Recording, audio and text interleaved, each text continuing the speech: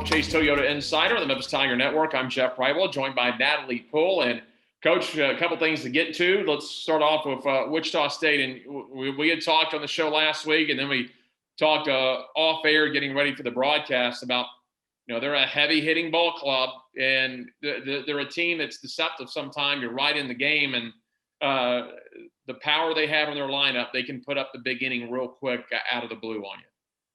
Yeah, definitely. I would definitely say that out of the competition that we have faced this year, in the moments where we've faced them, they come to us with the best offensive numbers that I think that I've seen from a power perspective.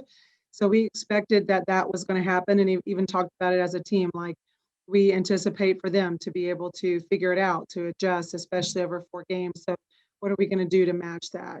And at times I felt like we showed, pretty decent offense, and at times I felt like we struggled a little bit. Their number one pitcher, Lang, she did a really nice job. Changes speeds, actually 3 different speeds, which is challenging for hitters, no doubt. When you talk about the series, of course, they have their power numbers. You guys generated some offense that sometimes it didn't convert into the runs like you would like to, but you were getting players on base, moving the ball around. You take a look at a list. So let's start off with her. 500, a double, pair of home runs, drove in 4 over the weekend. Yeah, for sure. I think that our biggest issue was stepping up and getting a timely hit. So we could walk away and say, okay, we've got some decent hits, but did we do them in some really timely situations, or are we putting together hits when there's no pressure? And so I feel like at moments we did a really nice job, and Alyssa Dean did a really great job over the weekend, just steadily putting together some good at-bats. And then Morton comes through, 583, 3 doubles, hit a home run as well. Just impressive numbers. The week before that, I would say she was making okay contact, but had not been making the contact that she desired to, and came out just crushing it this past weekend, and was really happy for her because she works really hard at it. And so it was nice to see it pay off for her. She stepped up in a big way. You turned around, you went up to Martin on Tuesday for a non-conference game, come away with a 6-2 win. Your offense blew up at Martin, so it's good to have one of those games where everything just starts going right. You bang out 15 hits against the Skyhawks. Absolutely, and that was a team that was 19-9 with us going in. I felt like if you looked at it, we hadn't been having a good season, so I was a bit concerned, just about making sure we come out and perform well. Hallie did a great job on the mound for us and just keeping us in the ball game. It was fairly close for a while in that ball game before we opened it up in about the middle of the game, but we had 15 hits, and we had a few that had 3 hits in the game, 2 hits in the game. And so it was really nice to see our offense do that. So that way, whenever we close it out with a different pitcher, Kaylee came in there in the last 2 innings, and we have a handle on it and we can play differently. It's a little bit different when it comes to pressure when you perform with offense doing its job.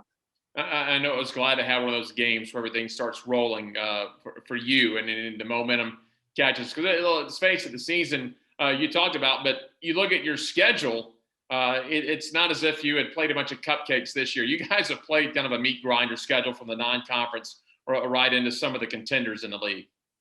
We definitely have, and for that, I think that at times our confidence can come into question. I think that whenever they see themselves not perform, and so it definitely meant a lot to us as a team just to kind of have that, in this week, and where we get opportunities to practice, but to feel good about coming out and performing well against anyone. Just having that type of performance was good. A couple of housekeeping things as we were looking at the schedule. The UCA game's not going to be until the 27th. The Ole Miss game's not till next Wednesday, and then you'll get back in league play. You've got the bye weekend here, so with a few extra days, what do you do at practice? I know you always kind of break down. You go back to fundamentals a little bit and then rebuild from there. But what is your need here to really work on until you get back to action and really, most importantly, back into American Conference action? Sure.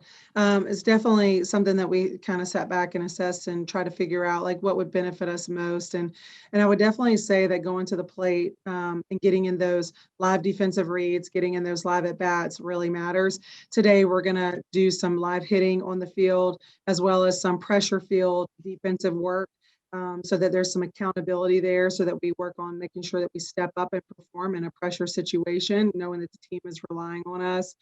And then for the next 2 days after that, we're going to scrimmage with some different intentional things. Like we may start an inning with runner at first base, and then have both defensive sides work it out. And then same thing with bases loaded, no outs, and then kind of work our way out of that. And from a pitching standpoint, as well as a defensive standpoint, and then put our hitters in those situations. And then on Friday, we're going to hit live again, and we're going to go at it with kind of a true scrimmage format where kids earn points by doing certain things in performance. And so for us, it was just all about, let's do this and then we get 2 days off. So let's do this where we can get as much live situations where every single person on our team gets an opportunity to go to the plate. Maybe some of those who haven't received as many at bats, this will benefit them as well.